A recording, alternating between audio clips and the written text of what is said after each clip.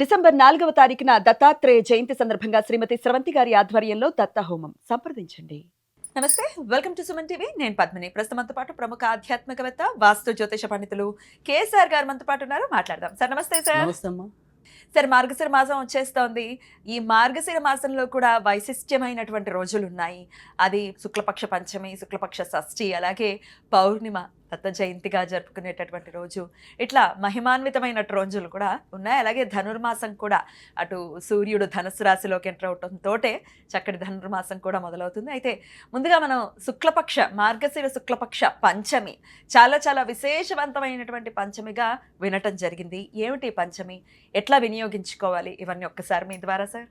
తప్పకుండా మీరు చెప్పినట్టు అంటే మార్గశిరం అంతా కూడా మనకి ఇంచుమించుగా చాలా మంచి మంచి పండుగలు అయితే ఉన్నాయి. మీరు చెప్పినట్టు ఇప్పుడు ఈ పంచమి అనేది ఒకటి, సుబ్రహ్మణ్య షష్ఠి అనేది ఒకటి, ఇంకా గీతా జయంతి ఉంది, తర్వాత దత్త జయంతి అనేది ఉంది, మరి నేను ఆచరించే హనుమద్ వ్రతం ఉంది, తర్వాత మార్గశిర లక్ష్మవారాలన్నీ కూడా మరి విశేషం గురువారాలు. మరి అంతేకాకుండా మార్గశిర లక్ష్మవారాలు అంతా కూడా కనక మహాలక్ష్మి దేవిని అద్భుతంగా అటు వైజాగ్ లో చేస్తారు కదా, చాలా బ్రహ్మాండంగా జరుగుతాయి ఆవిడ ఉత్సవాలు. నెలల్లో 4 వారాలు అయితే మరింత అసలు రద్దీ మనం భరించలేం, అంత విపరీతమైన రష్ ఉంటుంది. సో అందుకని మార్గశిరం కూడా అంతా కూడా, పైగా స్వయాన మరి విష్ణుమూర్తి నాకు ప్రియమైనదని చెప్పి మార్గశిరం అని చెప్పాడు. సో అందుకని చాలా విశిష్టమైనది మార్గశిరం కూడా. అందులో ఇప్పుడు ఈ ఏకాదశి కూడా మనం ఏదైనా సరే వ్రతాలు చేసుకోవాలన్నా కూడా అది కూడా మార్గశిర మాసం మరింత మంచిది. అయితే ఇప్పుడు మీరు అడిగిన ఏదైతే ఈ పంచమి అనేది ఉందో, ఆ వివాహ పంచమి, అలాగే ఇదే వివాహ పంచమి అంటారా? అవును, ఎందుకు వివాహ పంచమి అంటారు అనేది ఒకటి. తర్వాత ఇదే రోజు నాగపంచమిగా కూడా ఆరాధించారు. అంటే మన వైపు కొద్దిగా తెలుగు రాష్ట్రాల్లో తక్కువ, కానీ అలా చెదురుముదురుగా ఇదే రోజు మనకి నాగపంచమిని చేయటం అనేది కొన్ని ప్రాంతాలు. కానీ ఇక్కడ మనం ఏంటంటే ఏదైనప్పటికీ కూడా ఈ వివాహ పంచమి అనేది ఏంటంటే చాలామంది సీతారాముల కళ్యాణోత్సవంగా కాదు ఇది, దానికి నాంది. అంటే ఇదే రోజు శివధనుస్సుని ఆయన అంటే ఆ స్వయంవరంలో నెగ్గాడు రాములు వారు. దాని ఈ యొక్క వివాహ పంచమి మనసులు కలిసిన వేళ, అంతేగా వాళ్ళని కలిసే ఏదైనా కానీ. సో అందుకని ఇది నాంది వచనం. అంతేగాని ఆ సందర్భంగా ఇలా కొన్ని చోట్ల వీళ్ళిద్దరికి కళ్యాణం చేయటం అనేది కూడా వస్తుంది. సరే, ఇక్కడ ఈ వివాహ పంచమి అనేది ఏదైనప్పటికీ కూడా ఇదే రోజు అందరూ కూడా, అంటే మనకి ఇటువైపు తెలుగు రాష్ట్రాల్లో దీన్ని కూడా జరుపుకునే వాళ్ళు కొద్దిగా తక్కువ అనే చెప్పాలి. అవును, వివాహ పంచమి పెద్దగా ప్రాచుర్యంలో ఉన్నది కాదు. కానీ ఈ రోజు ఏంటంటే సీతారాముల వారి దృష్టాంతాలు ఏమైనా చదువుకోవటం అనేది ఒకటి. కాకపోతే అటువైపు అంతా ఏంటంటే రామచరితమానస్ అనేది చాలా అద్భుతంగా పారాయణ చేస్తారు వీళ్ళంతా కూడా. కాశీలో కానీ చాలా మన ఉత్తరాది ప్రాంతాల్లో ఎక్కువగా ఈ రామచరితమానస్ చదవటం అనేది ఉంటుంది, తులసిదాస్ రచించింది. సో అది చాలా మహిమాన్వితం కూడా. అంటే ఇప్పుడు మనం ఏదైతే ఒక హనుమాన్ చాలీసా కొద్దిగా ప్రాచుర్యం పొందింది తులసిదాస్ రచించిన దాంట్లో మన వైపు, కానీ అక్కడక్కడ కొంతమందికి తెలుసు రామచరితమానస్ అనేది కూడా. అంటే దాంట్లో కూడా దోహాలు ఏవైతే ఉంటాయి కదా సేమ్. సో వాటిని కొన్ని మనకి ఎలాగైతే సుందరకాండలో కొన్ని చదివితే ఎలా ఉంటుందో, దుర్గా సప్తశతిలో కొన్ని శ్లోకాలు తీసుకుని మన సమస్యలను ఎలా అధిగమించవచ్చు, అదే రకంగా రామచరితమానస్ కూడా బోలని వినియోగాలకు వాడుతూ ఉంటారు వాళ్ళు. కోరికలు నెరవేర్చుకోవడానికి ఆయా సర్గలు లేదా ఆయా దోహాలు చదవటం అనేది ఉంటుందా? చదువుతారు. సో అది లేదు, మనం ఎలాగైతే ఒక సుందరకాండ పారాయణ అనేది ఇన్ని రోజులని అలా పెట్టుకుంటామో, అదే దాన్ని మనం 3 రోజుల్లో 4 రోజుల్లో కంప్లీట్ చేస్తామని చెప్పి మొత్తం చదవటం అనేది ఒక పద్ధతి. అయితే ఇక్కడ ఇవాళ మనం వివాహ పంచమి అనేది ఏంటంటే సేమ్ ఇదే, రాముల వారికి సీతాదేవిని ఆరాధించడం, వాళ్ళ అష్టోత్తర నామాలతో పూజించడం అనేది, తర్వాత వడపప్పు పానకం తేనె నివేదన చేయటం అనేది చాలు. ఆ రోజు ప్రత్యేకంగా చేసుకోమంటున్నారు. కానీ ఇది మనం ఇప్పుడు ఎందుకు చేస్తున్నాం అంటే, మనం ఎప్పుడు కూడా 2 రకాలుగా ఆలోచిస్తున్నాం. ఒకటి పండగ యొక్క దాని యొక్క విశిష్టత ఏదుందో దాన్ని కొనసాగించటం, దాని యొక్క ప్రాధాన్యత తెలుసుకుని మన దైనందిక జీవితాల్లో వచ్చే కష్టాల కోసం కూడా వినియోగించుకోవటం అనేది, సమస్యల కోసం కూడా వినియోగించుకోవటం అనేది. అలా కనుక చూసుకున్నట్టయితే కనుక ఖచ్చితంగా ఇది పెళ్లి కాని వారి కోసం ఖచ్చితంగా ఉపయోగపడుతుంది. లేదు, పెళ్లి చుట్టూ ముసురుకునే సమస్యలు ఏవైతే ఉంటాయో వాటన్నిటినీ కూడా అధిగమించడానికి ఉపయోగపడుతుంది. సఖ్యతా లోపాలు ఉన్నాయి భార్యాభర్తలు, అదే కదా. అందుకని ఇప్పుడు ఏదైతే ఇది పంచమి అన్నాం, ఆ పంచమి అంటేనే మనకేంటంటే ఈ పంచకర్మేంద్రియాల ద్వారా, పంచ జ్ఞానేంద్రియాల ద్వారా ఏవైనా సరే పవిత్రతని ఆపాదించుకోవటం అనేది ఒకటి.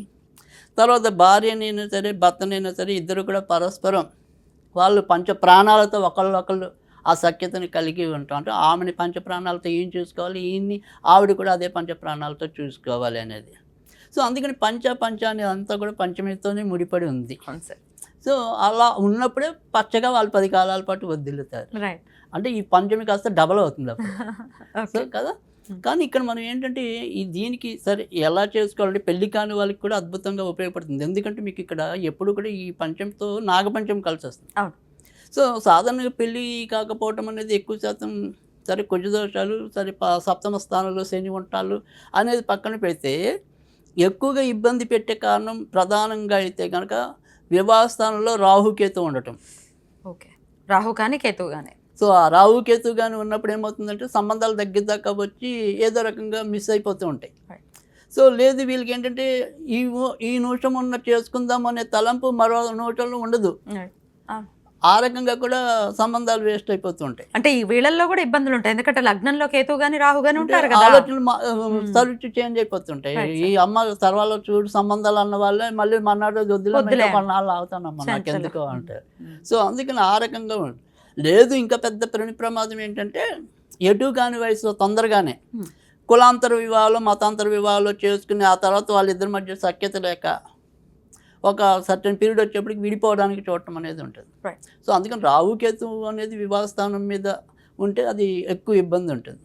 సరే రాహుకేతు అనే దానికి సింబల్ ఏంటి? నాగదోషం అనే కదా. సో అందుకని నాగపంచమి ఉంది కదా. సో అందుకని పెళ్లి కాని వాళ్ళకి అద్భుతంగా ఉపయోగపడుతుంది. ఒకవేళ పెళ్ళై చిక్కులున్న వాళ్ళకి కూడా అద్భుతంగా ఉపయోగపడుతుంది. మరి ఏం చేయమంటారు ఆ రోజున? కనుక ఇందాక మన పూజ అన్నది అయితే కామనే. అయితే ఈ రోజు నుంచి మనం ఏదైనా సరే నేను చెప్పేది ఎప్పుడైనా సరే వాళ్ళకి ఇష్టం ఉన్నా లేకపోయినా అమ్మ ఇన్ని రోజులు చెబుతున్నారు గురువు గారు అన్నా కూడా నాకేం బాధ లేదు. కానీ మినిమం 40 రోజులు అయితే నేను చేయమనే చెప్తాను ఏదైనా సరే. అయితే ఇక్కడ 40 రోజులు ఏం చేయాలి అంటే కనుక ఓం శ్రీం జానకి వల్లభాయ నమః, ఓం శ్రీం జానకి వల్లభాయ నమః, శ్రీం జానకి వల్లభాయ నమః అని చెప్తే చాలు. అది 54 లేదా 108 సార్లు చదివితే సరిపోతుంది. ఎంతో సమయం పట్టదు, చాలా తక్కువ సమయం పడుతుంది. అయితే జానకి వల్లభాయ నమః అన్నది ఏంటంటే ఇక్కడ ఏదైనా సరే వివాహం చుట్టూ ఉన్న సమస్యలకి అది ఉపయోగపడుతుంది. మళ్ళీ అక్కడ రాముడిని తలుచుకోవటమే జానకి వల్లభుడు జానకి వల్లభాయ నమః. అలా కాకుండా వివాహమే కావాలనుకోండి అప్పుడు మరి కొద్దిగా మంత్రాన్ని మార్చాలి. ఓం శ్రీం జానకి వల్లభాయ మమ శీఘ్ర కళ్యాణం కురు కురు. ఓం శ్రీం జానకి వల్లభాయ మమ శీఘ్ర కళ్యాణం కురు కురు. ఇది పెళ్లి కావాల్సిన వాళ్ళ కోసం, పెళ్ళయి ఇబ్బందులు పడుతున్న వాళ్ళకి ముందు చెప్పింది. అయితే ఇక్కడ మమ అన్నది ఏంటంటే కనుక మనం వ్యక్తిగతంగా చేసుకుంటే మమ అనుకుంటే చాలా. అంటే ఏ పెళ్లి కావాలి అబ్బాయో పెళ్లి కావాలి అమ్మాయి వాళ్ళే స్వయంగా చేసుకుందాం అనుకోండి మమ అనాలి. అలా కాకుండా మన కోసం మన తల్లిదండ్రులు ఎవరో ఒకరు చేస్తున్నారు అనుకుంటే ఆ సంతానం పేరు చెప్పి శ్రీదేవి కళ్యాణం కురు కురు, నాగార్జున కళ్యాణం కురు కురు అలా అనుకుంటే సరిపోతుంది. అప్పుడు మమ వద్దు, నాకు నేను చేసుకుంటేనే మమ అనుకోవాలి. ఆ జాగ్రత్త తీసుకుంటే సరిపోతుంది. అయితే ఉత్తప్పుడు మీకు తోచింది ఏది ఉంటే అది నైవేద్యం పెట్టండి. దీనికోసం ప్రత్యేకంగా మీరేమి బాధపడక్కల్లా. కానీ ఎప్పుడైతే ఈ 40 రోజుల్లో వచ్చే సోమవారము బుధవారం అప్పుడు మటుకు వడపప్పు పానకము తేనె నివేదన చేస్తే చాలు. ఇవి చేసుకోండి చక్కగా. ఖచ్చితంగా పెళ్లి కాని వాళ్ళకి పెళ్ళి అవుతుంది, పెళ్ళి ఉన్న వాళ్ళు కూడా చక్కగా ఉండడం అనేది ఖచ్చితంగా జరిగి తీరుతుంది. అద్భుతం సార్, చాలా బ్యూటిఫుల్గా ఎక్స్ప్లెయిన్ చేశారు. వివాహ పంచమిని ప్రతి ఒక్కరు కూడా అంటే పెళ్ళయి చాలా ఇబ్బందులు పడుతున్నాం, రకరకాల ఈ పెళ్ళిళ్ళు ఎందుకు చేసుకున్నాను రా బాబు అని బాధపడే వాళ్ళు ఉంటారు.